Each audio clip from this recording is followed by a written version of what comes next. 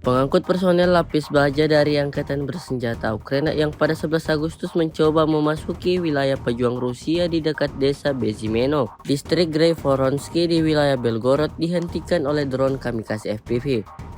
Rekamannya ramai beredar di media sosial Telegram pada 17 Agustus 2024. Ceritanya tidak berakhir di situ. Pejuang Rusia akhirnya memutuskan untuk menghabisi peralatan musuh dan meledakkannya. Beginilah cara pasukan Rusia membalas dendam, menunjukkan bahwa tidak ada satupun upaya invasi yang luput dari hukuman. Serangan ini dipastikan merugikan kelompok militer Ukraina. Video ini viral dan menuai beragam respon dari warganet.